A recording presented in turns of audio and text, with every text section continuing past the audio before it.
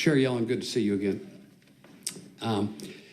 Since I arrived in Congress, the most co-sponsored, bipartisan, significant piece of legislation has been Dr. Paul's original legislation to audit the Fed. We passed it, but it goes nowhere at the other end of the building. Are you afraid of getting that passed? I'm strongly opposed to audit the Fed.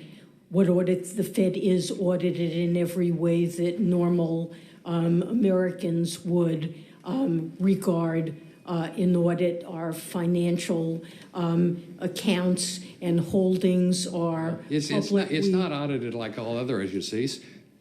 You're aware as well as I am of the list of exemptions to the Fed. Audit the Fed removes exactly one exemption that the Federal Reserve enjoys, which is real-time policy reviews by the GAO of our monetary policy decisions.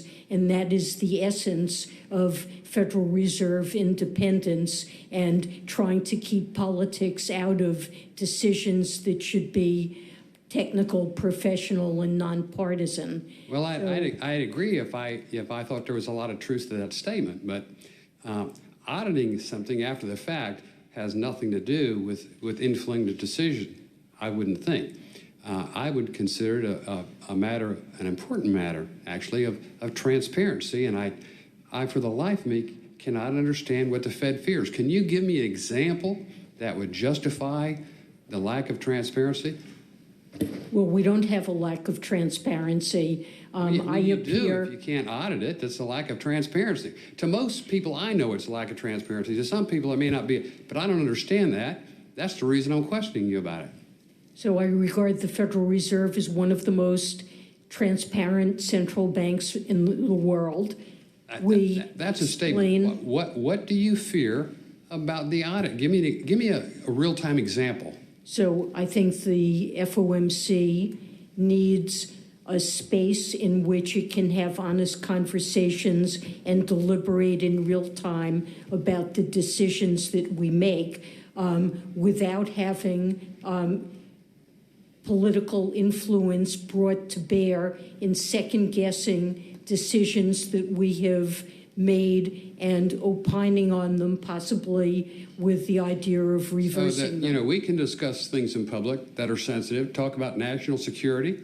The Supreme Court does the same thing. That they don't worry about the transparency influencing them. Just give me an example.